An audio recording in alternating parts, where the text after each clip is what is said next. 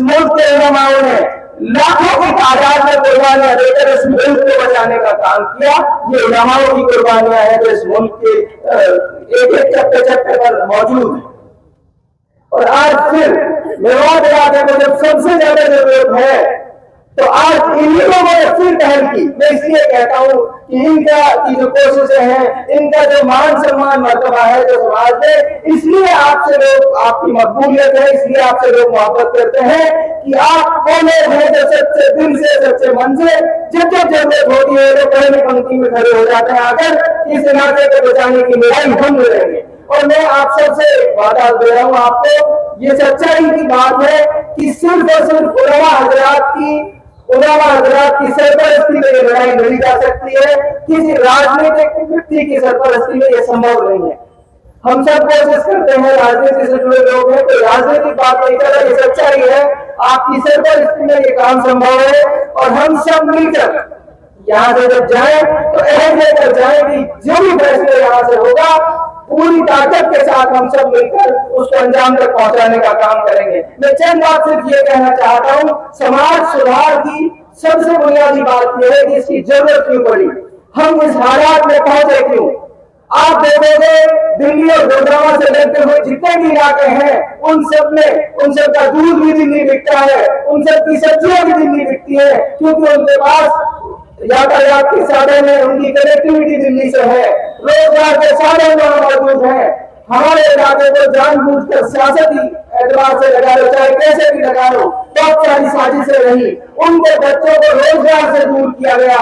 जब एक आदमी के पास रोजगार नहीं होगा तो किसी एक कौम की बात नहीं कर रहा, तमाम कौमों की बात कर रहा हूं जिनके पास रोजगार नहीं है, कमाई का कोई संसाधन नहीं है, वो क्राइम नहीं कर जाते हैं, वो कानून की परवाह नहीं करते। फिर इसीलिए यही हालात हमारे साथ हुए हैं कि हमको साजिशन, हमारे नौजवानों को इस अंधकार की तरफ धकेला गया है और उस साजिश को समझने की जरूरत है। हम और आप सब मिलकर इन साजिशों को नाकाम करने की कोशिश करेंगे। और साथ में एक बात और कह रहा हूं आपसे, इस मुल्क पर कुछ फितना परस्त ताकतों की फिर नजर है, वो फितना परस्त ताकतें इस मुल्क को कमजोर करने का काम कर रही है। और गांधी जी जब मेवात आए थे तो उन्होंने ये कहा था कि मुसलमान मेवात इलाका रीढ़ की हड्डी है हिंदुस्तान की, वो देश जिसको पूरी दुनिया मानती है, पूरी दुनिया जिस व्यक्ति का सम्मान करती है, उस व्यक्ति ने मेवात को अगर ये कहा कि वो रीढ़ की हड्डी है तो शायद आप उलमा हज़रात की कुर्बानियों की बुनियाद पर उसने कहा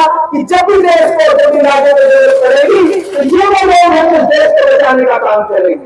साथ में बहुत जिम्मेदारी के साथ आपसे कह रहा हूँ, बहुत गंभीरता से सोचने की जरूरत है। न केवल मेवात को बचाने की जरूरत है बल्कि इस मुल्क को भी बचाने की जरूरत है।